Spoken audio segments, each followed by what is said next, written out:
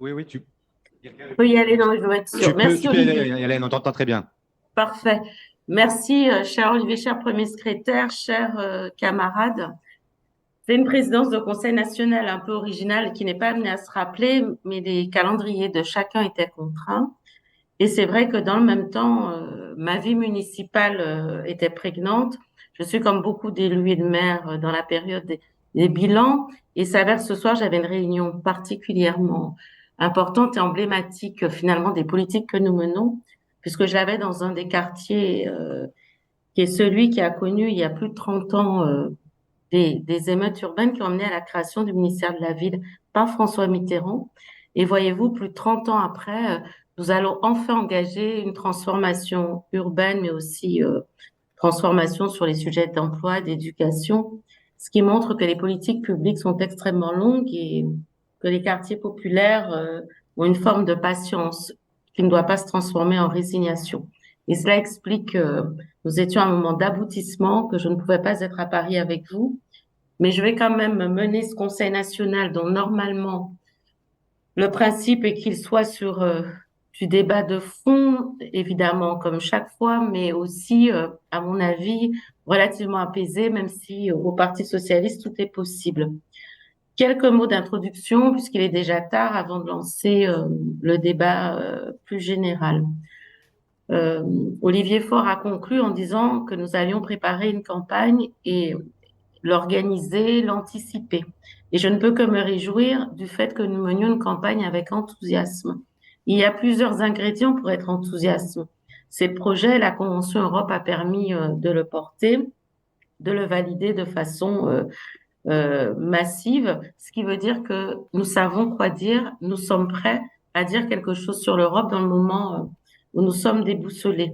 L'autre possibilité d'enthousiasme dans le bruit et la fureur qui est celle d'aujourd'hui, c'est aussi de travailler la forme et la mobilisation des militants de notre parti, et c'est important de les associer à ce que sera la campagne, et aussi les sympathisants qui ont désespéré parfois et qui aujourd'hui sont déboussolés aussi par la force du Front National, la force de l'invective qui est en train de prévaloir. Nous dirons aussi qui nous sommes. Olivier l'a redit, je ne referai pas le débat classique de nos formes d'union de la gauche. En tout cas, c'est l'occasion pour nous, sur ce sujet européen qui est notre ADN, de dire ce que nous sommes et ce que nous pouvons porter comme espoir. Alors oui, je ne serai pas plus longue que cela. Il nous faut de l'enthousiasme et il nous faut rassembler les socialistes, notre famille. Je le dis à chaque conseil national, donc ce n'est pas nouveau, celle qui est dispersée. Il faut que nous la retrouvions, la famille des militants de toujours, des sympathisants depuis l'origine et des électeurs. Et je crois que l'occasion est là, d'autant plus que le moment étant critique, le Parti socialiste, par son histoire, a une voix qui peut encore porter et par ses propositions innovantes, peut aussi nous mettre tous en perspective et puis dire enfin que nous rassemblerons, nous rejoindrons la grande famille social-démocrate européenne dont parlait Olivier dans son propos. Donc, tout cela m'amène à penser que nous pouvons avoir un conseil national où nous disons des choses de fond. Nous commençons à poser les éléments de la stratégie, de l'incarnation de cette campagne des européennes, de l'équipe des européennes, de celle qu'elle doit être et de la façon dont nous partons aux élections.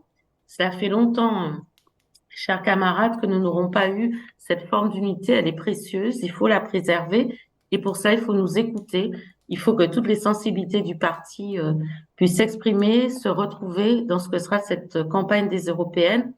C'est presque l'élection qui peut nous permettre de rebondir pour les échéances à venir, déjà pour les européennes évidemment, mais comme vous tous, je me projette et peut nous permettre d'être de nouveau une force qui entraîne à gauche.